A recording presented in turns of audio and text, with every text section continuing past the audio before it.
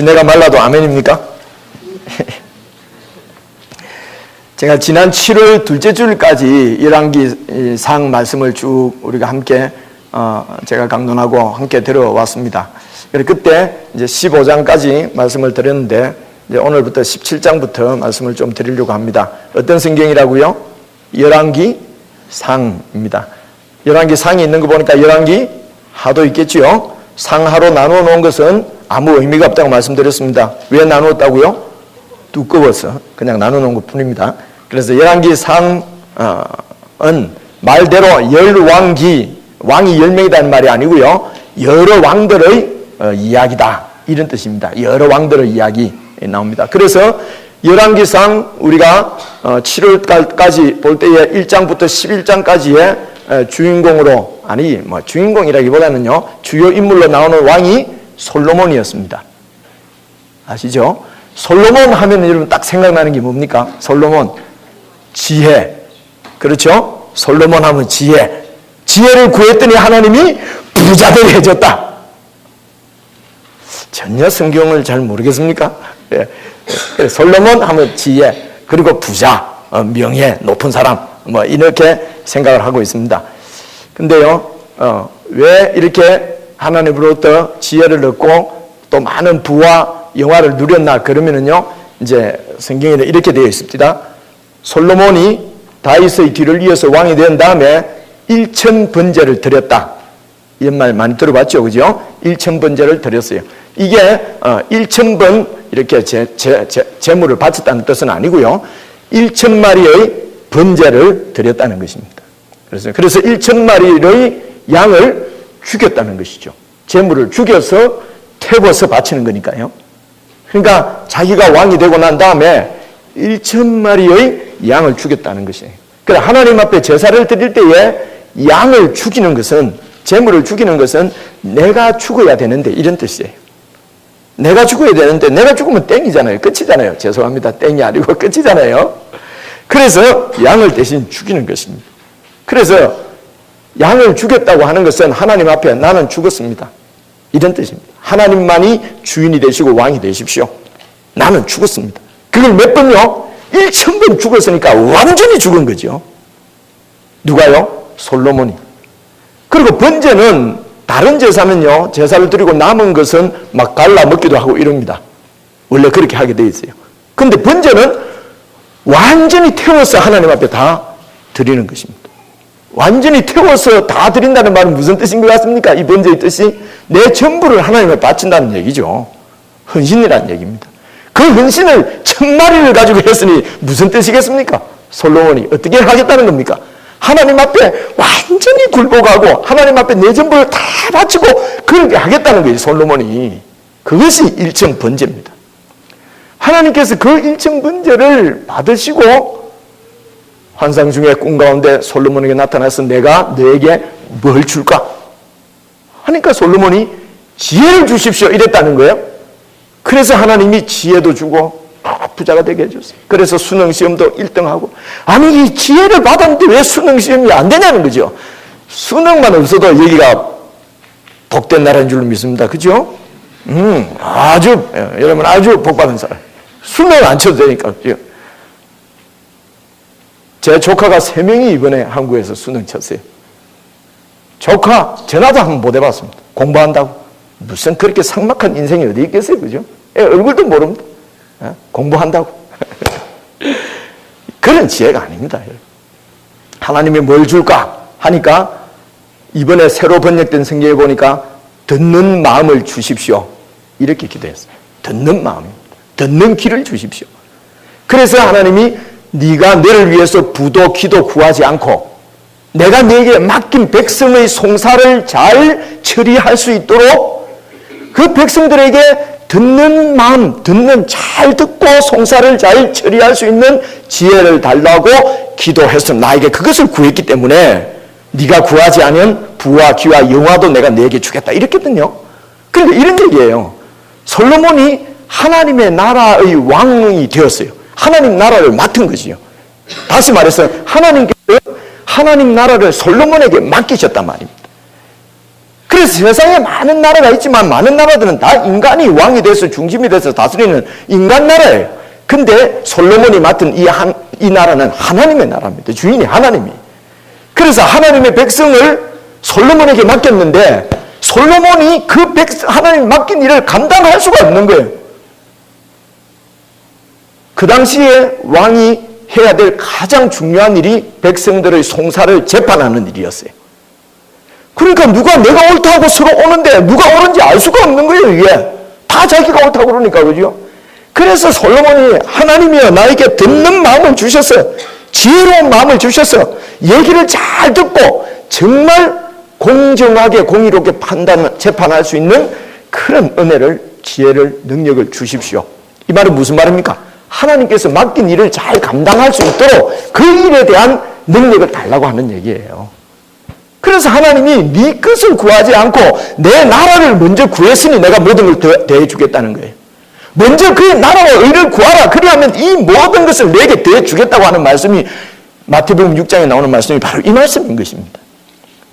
그렇게 해서 하나님께서 우리에게 또 여러분 오늘도 예수님과 함께 다스리리 이런 찬송을 우리가 불렸지 않습니까? 성경에서 말하는 다스린다는 말은 섬긴다는 뜻입니다. 이번에 완전히 단어를 정리를 하십시다. 세상에서는 다스린다, 통치한다 하면 뭡니까? 다스린다 하면 억압하고, 그죠? 군림하고, 내가 너보다 높다는 거지. 그렇죠?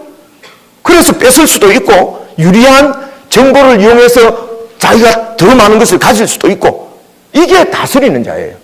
성경에서 다스린다는 말은 섬긴다는 얘기입니다. 그래서 예수님께서 말씀하시기를 이방인들 중에서는 서로 높아지려고 하지만 내 나라에서는 높아지려고 하면 낮아져야 되고, 마가복음 10장 45절. 그렇죠? 그래서 섬기는 것입니다. 그래서 이 솔로몬이 하나님이 맡기신 백성들을 잘 섬길 수 있는 그런 지혜를 달라고 기도한 것이거든요. 하나님, 오늘 하나님께서 우리에게 맡기신 일이 뭐가 있습니까? 저는 목사로서 백성들을 섬기도록 맡겨주시다고 저는 믿습니다. 그래서 저는 목사 일을 잘 할 수 있도록 늘 기도하고 있습니다. 목사 일은 무엇입니까? 하나님 말씀을 성도들에게 잘 풀어서 가르치는 것이 1차적인 임무라고 저는 믿고 있습니다. 그래서 이 일을 잘하기 위해서 저는 최선을 다해서 하나님 앞에 기도하고 하나님으로부터 지혜를 받아서 이름을 섬기려고 합니다. 장로는 장로로서 백성들을 어떻게 섬길 것인가 구해야 되는 것입니다. 성도는 성도로서 어떻게 내가 백성들을 섬기고 하나님 나라를 섬길 것인가 지혜를 구해야 된단 말입니다. 그러면 하나님께서 구하지 않은 모든 것까지도 여러분에게 주실 줄을 믿습니다. 이것을 믿으셔야 합니다. 부모는 부모로서 어떻게 가정을 잘 섬길 것인가를 구해야 된다는 것이죠. 자녀는 자녀로서 어떻게 내가 부모님을 섬기고 가정을 섬길 것인지 지혜를 달라고 해야 된다고 하는 것이죠. 여러분 혹시 직업도 하나님의 콜링이라고 그럽니다. 소명입니다. 그 직업을 통해서 어떻게 하나님의 영광을 위해서 다른 사람들을 섬길 것인가 지혜를 주십시오. 하나님 잘 듣는 마음을 주십시오. 내가 어떻게 하나님의 나라를 섬겨야 되겠습니까? 여러분 큰 것을 자꾸 생각하지 마시고요. 오늘 나에게 맡겨주신 일이 뭐냐는 것입니다. 어떤 사업체의 장일 수도 있습니다. 어떤 사업체의 종업원일 수도 있습니다. 그렇죠? 어떤 각자 여러 가지 직업을 가지고 우리는 하나님의 백성들을 하나님을 섬기는 것입니다. 우리가 하나님께서 주시는 힘으로 이렇게 세상을 사람들을 섬기지 않고 내가 내 힘을 걸러서 내 능력을 가지고 이렇게 섬기겠다 혹은 뭐 하겠다 높은 사람이 되겠다 여러분 이렇게 여러분 생각을 하면은 그게 더 좋은 것 같지만은 여러분 함정이 있습니다. 그죠? 내가 더 열심히 해서 내가 더 잘해서 내 능력을 가지고 이러면은요 어쩔 수 없이 경쟁하게 되는 것이죠. 그죠? 내가 너보다 더 잘해야 되고 내가 너보다 더 많이 해야 되고 내가 너보다 더 높아야 되고 그죠? 왜 그렇습니까? 그래서 나를 더 높이고 나를 더 잘 보이고 그렇죠? 이건 하나님 나라가 아니죠. 여러분 생각만 해봐도 그렇잖아요. 그죠?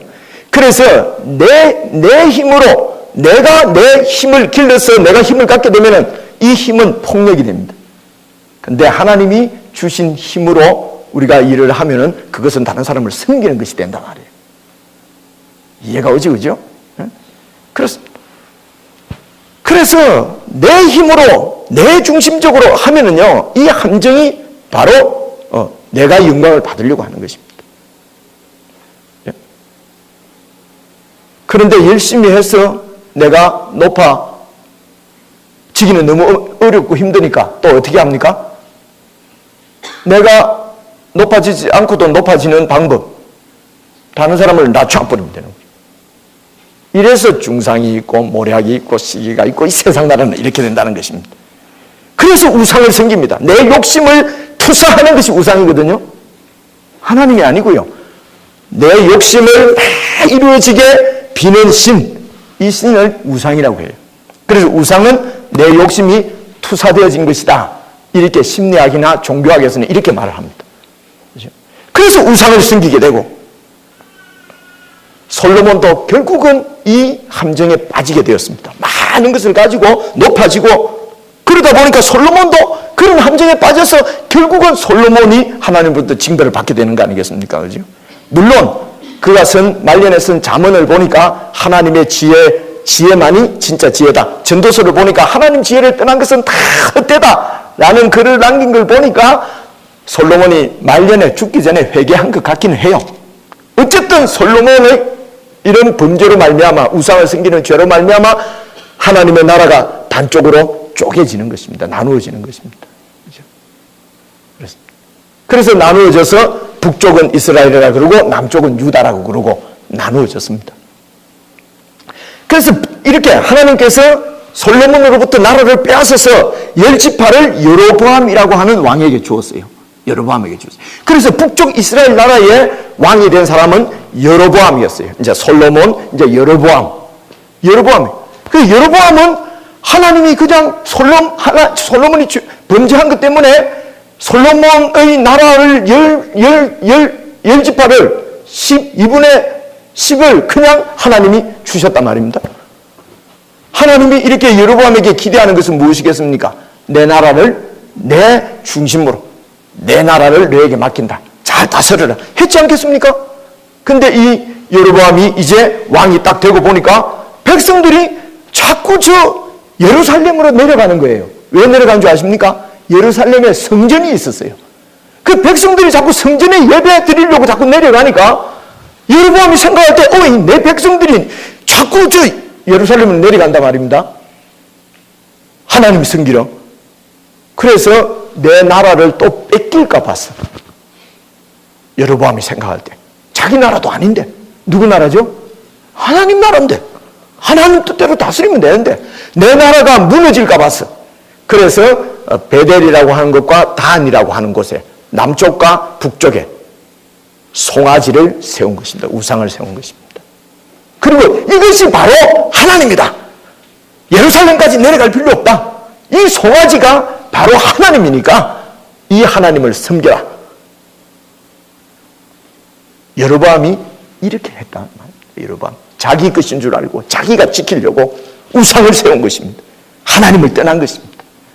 그래서 계속해서 하나님을 떠난 왕들의 죄를 여로보암의 죄를 지었다. 여로보암을 따라가는 죄를 지었다. 이렇게 표현을 하는 것입니다.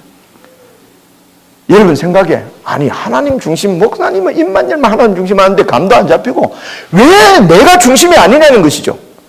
왜 내 영광을 위해서 살면 안 되는 것이죠. 안 된다는 것입니까? 묻고 싶을 것입니다. 여러분 내 영광을 위해서 내가 중심적으로 살면은 아까 말한 것처럼 계속 전쟁, 미움, 시기, 질투가 있을 수밖에 없습니다. 여러분 마음 가운데 평화가 있을 수가 없어요. 아시겠습니까? 일상의 우리의 삶 가운데서도 평화를 누릴 수가 없습니다. 그것을 설명하는 것이 여러분 그 앞에 열왕기상 15장 한번 봐보십시오. 15장 25절 한번 봐보십시오. 25절, 15장 25절. 열왕기상 바로 앞에 12장 25절 우리 같이 한번 읽어보겠습니다. 시작. 유다의 아사 왕 둘째 해에 여로보암의 아들 나답이 이스라엘 왕이 되어 2년 동안 이스라엘을 다스리니. 그러니까 이제 여로보암도 결국은 죽었죠. 그래서 누가 왕이 됐습니까? 여로보암의 아들 나답이 나답이 왕이 되었어요. 근데 28절 보십시오. 같이 읽어볼게요. 시작. 유다의 아사왕 셋째 해에 바사가 나답을 죽이고 대신하여 왕이 되고. 무슨 말입니까? 여로보암의 아들 나답이 왕이 되었는데 바사라고 하는 사람이 나답을 죽여버리고 자기가 왕이 된 거예요. 이게 인간 중심 나라의 현실이고 실상입니다. 그래서 바사가 왕이 되었어요. 쭉 넘어가서 이러면 16장 8절 한번 봐보십시오. 16장 8절. 유다의 아사왕 제26년에 바사의 아들 엘라가 디르사에서 왕이 되었어요. 그렇죠? 바사도 죽지요. 그 다음 바사의 아들 엘라가 왕이 되었는데 그 다음 9절 보세요. 엘라가 디르사에 있어 왕궁 맡은 자 아르사의 집에서 마시고 취할 때에, 그러니까 이 엘라가 왕은 되었는데 이게 그냥 자기 하나님께로부터 받은 명령, 사명은 다 잊어버리고 먹고 취하고 그저 그냥 자기 쾌락을 위해서 살게 됐지요. 그때에 그 신하고 병거 절반을 통솔한 지휘관 시므리라고 하는 사람이 왕을 모반하여 시므리가 들어가서 그 엘라 왕을 쳐 죽이고 그를 대신해서 왕이 됐어. 여러분 무슨 얘기인지 아시겠죠? 그죠? 엘라를 쳐 죽이고 시므리가 왕이 됐어. 이게 세상 나라입니다. 경쟁하고 죽이고 빼앗고 시므리가 왕이 됐어. 근데 이 시므리 봐보세요. 시므리가 쳐 죽이고 왕이 됐는데요. 16장 어디로 가야 돼요? 15절 한번 봐보세요. 15절. 16장 15절. 유다의 아사왕 제27년에 시므리가 디르사에서 7일 동안 왕이 되는 최단기간 왕된 사람이 이 사람입니다. 시므리가 엘라를 죽이고 왕이 됐는데 며칠 동안 왕했다고요? 7일, 일주일밖에 못했어. 시므리가 왕이 딱 되니까 그 밑에 가면요, 오므리라고 하는 사람이 16절 보세요. 오므리라고 하는 사람이 아니 시므리가 왕이 됐어. 웃기는 네가 뭔데? 그러면서 올라와서 그 시므리의 그 있는 성을 함락해버렸습니다. 그러니까 시므리는 아이고 죽었구나 그러고 왕궁에 불태우고 그냥 자살해버렸어요. 그래서 이제 오므리가 이름도 참 그렇죠. 시므리, 오므리가 왕이 되려고 그러는데 또 디브나라고 하는 사람이 아니 네가 왜 왕이 되냐? 나도 할 수 있다. 그래갖고 디브나인지 하고 오므리하고 또 붙었어요. 또 붙었는데 21절 봐보세요. 그때에 이스라엘 백성이 둘로 나뉘어 그 절반은 기나스의 아들 디브나를 따르고 그를 왕으로 삼으려고 하고 그 절반은 오므리를 따랐더니 어느 줄에 서야지 이게 또 내가 또 뭡니까 이게 먹고 살 수 있을까 싶어서 디브나한테 붙을까 오므리한테 붙을까 백성들도 줄 세우는 거잖아요. 이게 완전히. 그죠? 그래가 붙었는데 오므리가 이겼어요. 오므리가 딱 이기니까 오므리가 어떤 생각을 했겠습니까? 내가 최고지. 내가 최고지. 이래 되면 어떻게 됩니까? 교만해지죠. 그죠? 그래서 그 밑에 봐보세요. 25절 같이 한번 읽어볼게요. 시작. 오므리가 여호와 보시기에 악을 행하되 그 전에 모든 사람보다 더 악하게 행하여. 이게 오므리입니다. 내 힘으로 모든 사람을 다 정벌하고 경쟁해서 이겨서 왕이 딱 되니까 더 악한 사람이 되는 것이죠. 여호와 보시기에 악하다는 말이 무슨 말이겠습니까? 금방지고 교만하고, 그죠? 모든 사람을 그저 위에 군림하기를 원하고, 이렇게 해서 이제 이 오므리의 아들이 이제 오므리가 죽고 나서 왕이 되는데요. 그게 여러분 16장 29절 봐보세요. 16장 29절. 유다의 아사왕 제38년에 오므리의 아들 아합이 이스라엘의 왕이 되었어요. 근데 30절 봐보십시오. 30절 같이 한번 읽어요. 시작. 오므리의 아들 아합이 그의 이전에 모든 사람보다 여호와 보시기에 악을 더욱 행하여, 이제 아버지한테 배워갖고 막 더 심하네. 막 더 악을 행하여서 어떻게 했냐면 31절 느바스의 아들 여로보암의 죄를 따라서 행하고, 여로보암의 죄를 따라서 행한다는 게 뭐예요? 우상을 섬기고 하나님을 떠나고 자기 욕심을 위해서 살고.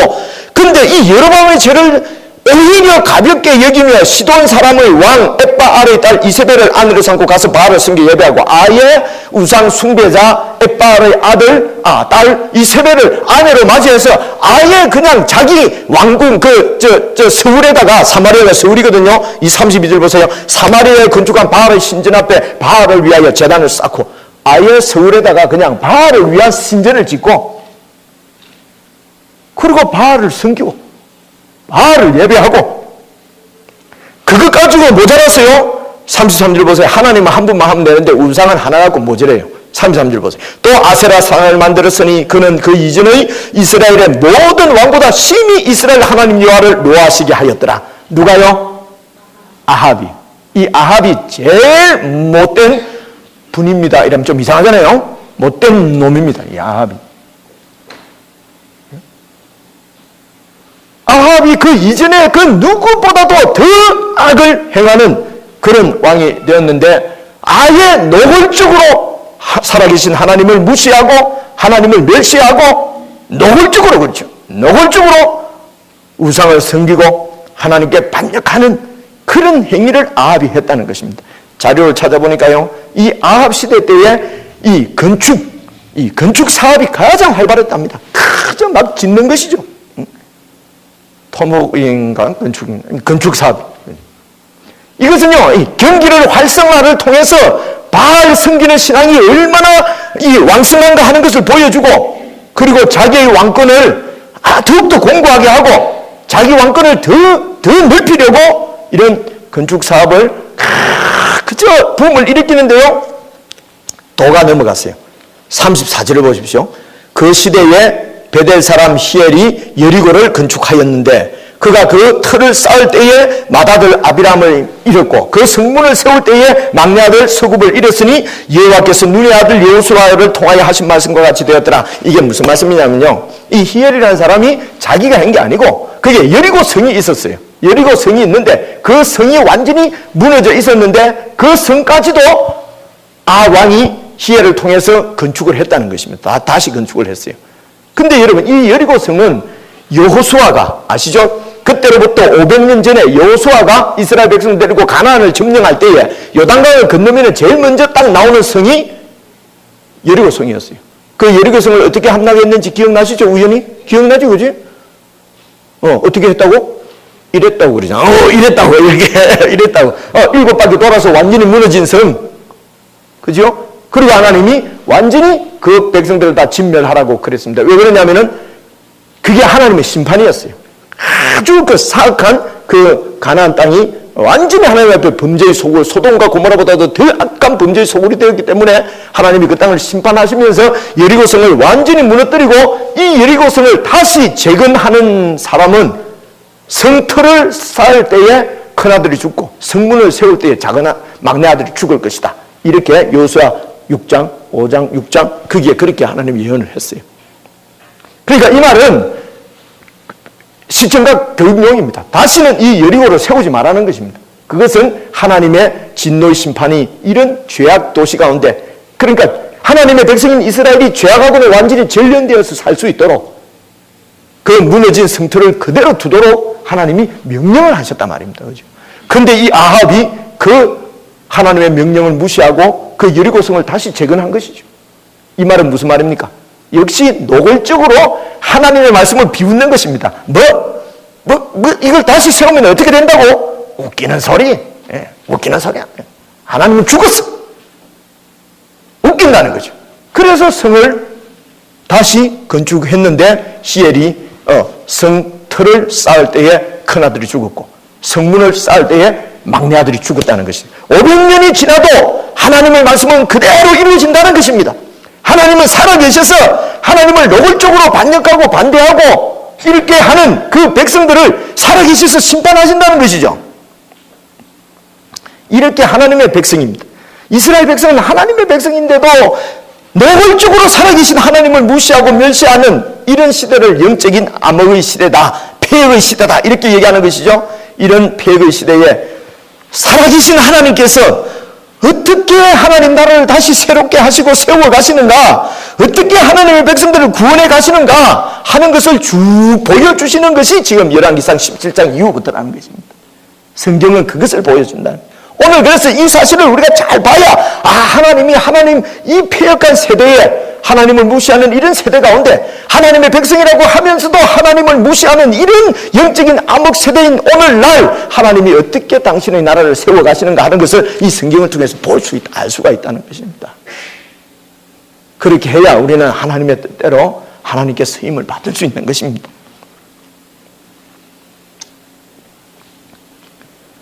그래서 오늘 말씀 17장 1절을 여러분 보면은 1절을 다시 한번 보시죠. 길르앗에 우거하는 자 중에 디셉 사람 엘리야가 아합에게 말하되 내가 숨기는 이스라엘의 하나님 여호와께서 살아계심을 두고 맹세하노니 내 말이 없으면 수년 동안 비도 이슬도 있지 아니하리라. 아시겠죠, 그죠? 이게 이제 엘리야가 드디어 등장하는데 이 엘리야를 어떤 사람으로 묘사합니까? 길르앗에 우거한다는 말은 그냥 잠시 한다는 거거든요. 이 길르앗이 지금 40분인데요. 여러분한테 설명을 좀 자세히 하다 보니까 시간이 너무 많이 갔어요. 그래도 뭐 집에 가면 뭐 기다리는 사람 없잖아요. 편안하게 제가 좀 제가 말씀드려도 되겠죠? 네, 감사합니다. 이 길르앗은요, 본토가 아니에요. 요단강 본토가 아니고, 요단강 동쪽에 있는, 말하자면은 그 산지, 광야예요, 광야. 그러니까 이곳에 광야에서 살았다는 것입니다. 어디 사람이냐면 디셉 사람이에요. 디셉은 어딘지도 모릅니다. 본토는 본토인데 완전히 촌이에요. 아마 리자이나 같은 곳. 그러니까 이 엘리야는 디셉 출신이에요. 레지난지 이름도 모르잖아요. 디셉 출신이에요. 근데 또 완전히 본토를 떠나서 길르앗에서 그냥 우거했어. 여러분, 이곳에서 그 광야의 교육을 받습니다. 그러니까 그 본토하고 떨어진 길르앗, 외로운 곳입니다. 그저 바라볼 것은 그냥 하나님밖에 없는 그런 곳이 바로 길르앗이란 말입니다. 여러분, 그곳에서 뭘 했겠습니까? 그저 하나님하고 깊은 교제를 가질 수밖에 없는 것이죠. 어떻게 아느냐고요? 아합 왕에게 가서 나의 섬기는 하나님의 살아계심을 두고 내가 말하는데 하는 거 보니까 하나님하고 관계가 얼마나 돈독했으면 왕 앞에 가서 그런 선포를 할 수가 있겠습니까? 그죠? 그러니까 광야에서 하나님으로부터 교육을 받은 것입니다. 하나님의 사람들은 광야 교육을 거치지 않은 사람이 없습니다. 여러분, 모세 보십시오. 모세는 왕궁에서 40년 교육받은 사람이에요. 그런데 그래가지고는 하나님이 쓰실 수가 없었어요. 미디안 광야로 몰아넣어서 그 광야에서 40년 동안 양똥 치우면서 광야 교육을 받은 사람입니다. 그러고 나서 이스라엘 위대한 민족의 지도자가 된 것입니다. 가장 스카기였던 바울 사도, 이 사람은 정말 하버드 법대 1등으로 졸업한 사람입니다. 지금으로 치면. 이래가지고는 하나님이 사용을 할 수가 없었어요. 아라비아 광야에서 3년, 고향에 가서 10년, 13년 동안 아무것도 못하고 그냥 야인 생활 한 후에 대위대한 전도자로서 성경을 13권이나 쓴 위대한 사람으로 쓰임 받았다는 것입니다. 이런 광야 교육입니다. 외롭고 쓸쓸하고 비참한 이런 이 교육을 거쳐야 하나님께 쓰임을 받을 수 있습니다. 여러분, 지금 힘듭니까? 여러분, 정말 외롭습니까? 견디기 힘드십니까? 그래, 견디십시오. 근데 그냥 견디면 안 되고요. 그것이 하나님의 교육이 되도록 하나님과의 관계가 더 깊어지는 기회가 되어야 된다는 것입니다.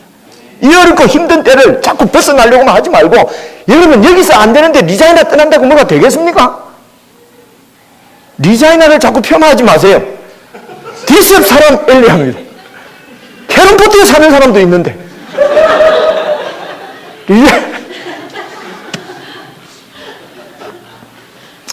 외롭고 한적한 곳에서 하나님만 바라볼 수 없도록 바라볼 수밖에 없는 사람으로 하나님은 우리를 교육시켜 가시는 것입니다. 그래서 이것을 떠나면은 하나님의 훈련을 받지 못합니다. 그러면은 여로보암의 죄를 따라 살아갈 수밖에 없는 것이죠. 어떤 사람들을 소개할 때 말입니다. 꼭 누구누구 아들, 누구누구 뭐 이렇게 소개하는데 이 엘리야는 그냥 디셉 사람 엘리야 이것밖에 안 나와요. 아버지도 안 나오고 엄마도 안 나오고 아무것도 안 나와. 무슨 말입니까? 소개할 족보도 없고 경력도 없다는 거예요. 아무것도 안 한다는 거예요. 꼭 나 같은 사람이었어요. 나는 내 경주 최가까지는 아는데 무슨 판지도 모릅니다. 워낙 맞아. 그러니까 족보 수익만 무지무지 높습니다. 지금 경주 최가는 다 31대 2대라는데 나는 25대입니다. 이게 완전히 이게 쌍놈 비슷한 데서 나서 그런 거지. 이런 사람을 광야의 교육을 시켜서 하나님의 사람으로 세운다는 것이죠. 이 사람이 이제 누굽니까? 왕 앞에 가가지고 얘기합니다. 내 말이 없으면 비도 이슬도 내리지 않는다. 여러분, 비도 이슬도 내리지 않는다는 말은요, 우리는 비 안 내리면 저수지 물 퍼먹고 살지 이래도 되는데, 거기에는요 비가 많이 안 오는 것입니다. 그 팔레스타인 땅이요, 비도 이슬도 안 내리면 완전히 죽는 것입니다. 이게 재앙입니다. 완전한 재앙이거든요. 그래서요, 야고보서 5장을 보면요, 이 엘리야가 이 땅에 비가 오지 않게 해달라고 간절히 기도했다고 그래요. 이 나쁜 사람이 있습니까? 우리나라가 완전히 망하게 해달라고 기도하는 거나 마찬가지잖아요. 이 사람이 지금. 그죠? 내가 이렇게 기도하면 내가 여기 살아남겠습니까? 근데 이 사람은 이 나라에 비가 오지 말게 해달라고, 그것도 하루 이틀도 아니고 3년 반이나 오지 말게 해달라고 야고보서 5장 17절에 간절하게 기도했다고 그렇게 했어요. 겉으로 보면 여러분 반역입니다. 하나님과 깊은 교제를 통해서 하나님의 마음을 아는 거지요. 하나님을 반역하고 그냥 떠나 있는 이 백성들, 지난주에 말씀드린 대로 하나님을 찾지도 않고 하나님께 기도하지 않을 만큼 부유한 것은 복이 아니고 재앙입니다. 그래서 하나님을 떠나버렸어요. 그 떠나버린 백성들을 위해서 그 백성들을 하나님께로 돌아오도록 그렇게 기도한 것입니다. 나라가 잘 되라 하지 않고 망하라고 하는 거 보니까 이거 완전히 매국노잖아요. 그죠?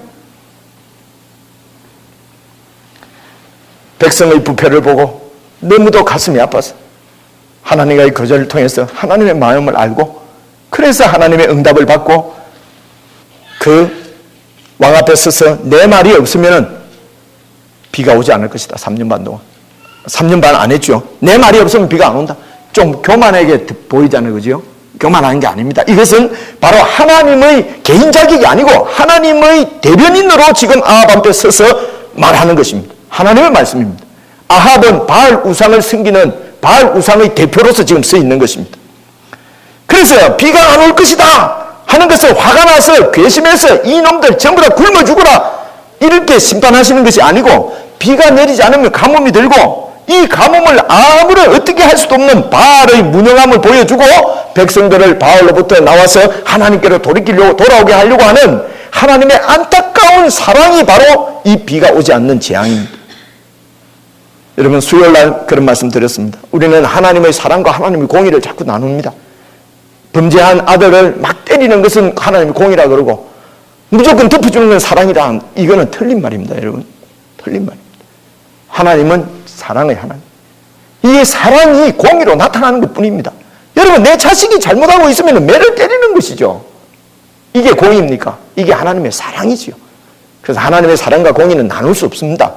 하나님은 오직 사랑의 하나님인 줄 믿으시기를 바랍니다. 무조건 용서해 주는 것이 그거는 버린 자식이죠. 그래서 하나님의 사랑이 공의로 나타나는 것이죠. 절대 권력자 앞에서 나의 승기는 하나님의 사심을 두고 내가 맹세하노니, 무슨 말입니까? 보잘것없는 산골 출신인 나도 살아계신 하나님을 아는데 하나님께 많이 받아서 왕이 된 너는 어떻게 하나님도 모르냐? 이런 말이죠. 그죠? 그래서 그 절대 권력자 앞에서 큰 소리를 쳤습니다. 우리는 뭘 기대합니까? 이제 하나님이 나를 보내서 비가 오지 않을 것이다 했단 말이에요. 그러면 이제 하나님이 역사하셔서 왕궁이 무너지든지 바알 신상이 깨지든지, 그죠? 그렇게 우리가 그런 걸 기대할 거 아닙니까? 그죠? 이것이 우리의 만용입니다. 그렇게 막 선포하면은요, 그거는 자기 믿음을 너무 과장하는 것이에요. 과대평가하는 것입니다.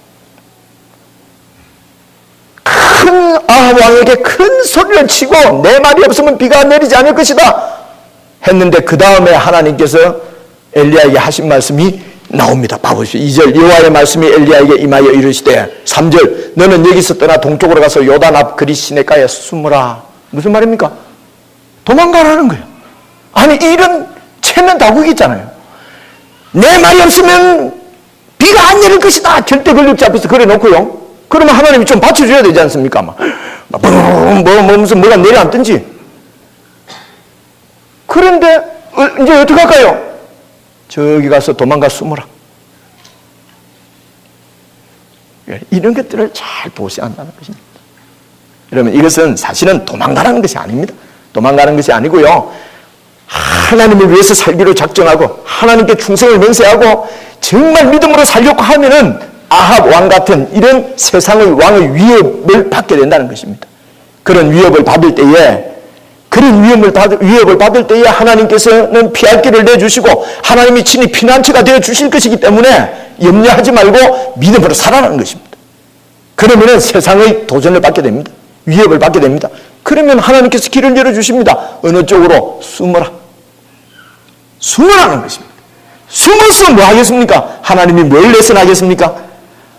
숨어서 그리 시내가에서 오직 하나님만 바라보고 우리가 절대적으로 의존해야 되는 분이 도대체 누구인가? 하나님이라고 하는 것을 가르치시는 것이죠.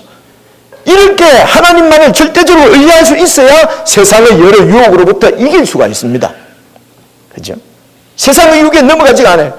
그래서 그렇게 돼야 내 경험이나 내 능력을 의지하지 않고 하나님의 말씀대로 살려고 할 것 아닌가 말입니다. 그래서 숨으라고 말씀하십니다. 4절에 보니까요, 누구를 통해서 밥을 보내준다고요? 까마귀가 물어다죠.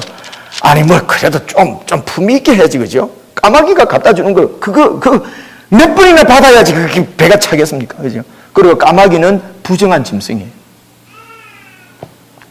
무슨 뜻입니까? 하나님께서 숨기셔서 그곳에서 겸손과 겸비를 가르치시는 것입니다. 우리는 큰일 했습니다. 지금 왕 앞에 가서 큰 소리 한번 쳤는데요, 그 큰 일을 하고 나면은 큰 보상을 기대하게 되지 않습니까? 그죠? 뭔가 그래서 내가 이렇게 큰 믿음을 갖고 큰 일을 했으니까 하나님이 나를 크게 세워주지 않겠냐? 공동체에서 내가 대우를 받지 않겠냐? 그래서 큰 일 했다고 큰 보상을 기대하고 공동체에서 알아주지 않는다고 엉터리를 부리고 이렇게 돼버린단 말이에요. 비참하게 되는 것이죠. 하나님의 레슨은 무엇입니까? 숨는 레슨을 우리에게 하시는 것입니다. 먼저 광야의 레슨, 숨는 레슨을 우리에게 가르칩니다. 여러분, 우리가 숨기 싫어한다는 것은 나타내는 걸 좋아하기 때문에 그런 것이에요. 숨을 수 있어야 기다림을 배울 수가 있습니다. 숨을 수 있어야 인내를 배울 수 있고 소망을 배울 수가 있다는 것입니다. 비록 내 인기나 내 계획이나 내 야망이 파묻히는 곳이라고 하더라도 하나님이 도망가서 숨어라 하면은 가서 숨어야 되는 것입니다. 그것이 나쁜 길이 아닙니다. 바로 하나님의 교육 현장인 것을 믿으시길 바랍니다. 나는 리자이나가 최고의 교육 도시라고 생각합니다. 동의하나요?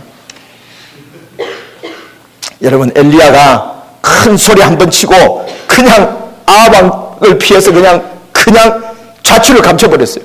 완전히 도망자가 돼버렸잖아요. 하나님의 부르심을 받았다고 해서 또 내가 하나님을 잘 믿는다고 해서 당장 모든 일이 이루어지고 당장 모든 일을 해줄 수 있는 그런 사람이 되는 게 아니에요. 주님께서 다시 오실 때까지, 내가 죽을 때까지 매일매일 하나님의 지도를 받으면서 영적 훈련을 거쳐야 하는 것입니다. 하나님께서는 저와 여러분, 우리 모두의 각자의 삶을 위해서 계획을 다 가지고 계신 것을 믿으시길 바랍니다. 하나님께서 우리를 거룩한 하나님의 백성으로 양육하시기 위해서 우리 모두에게 꼭 맞는 커리큘럼을 딱 가지고 우리들을 교육하시고 인도해 가십니다. 믿기를 바랍니다. 그런데 우리가 하나님의 그 계획을, 하나님의 그 커리큘럼을 처음부터 모든 내내 다 알고 가는 것이 아니에요. 알 수가 없어요. 그렇기 때문에 믿음으로 가는 것입니다. 그렇기 때문에 성도들은 믿음의 사람입니다. 하나님을 신뢰하고 그 믿음의 길을 가는 것입니다. 사랑하는 성도 여러분, 우리가 어떤 큰 일을 하느냐, 얼마나 많은 일을 하느냐 하는 것은 사실은 중요한 것이 아닙니다. 생각해 보십시오. 내가 일 많이 하겠다고 하는 것은 내 욕심일 수도 있어요. 아니, 하나님, 나는 일 적게 하겠습니다. 여러분의 게으름일 수도 있습니다. 무엇이 중요합니까?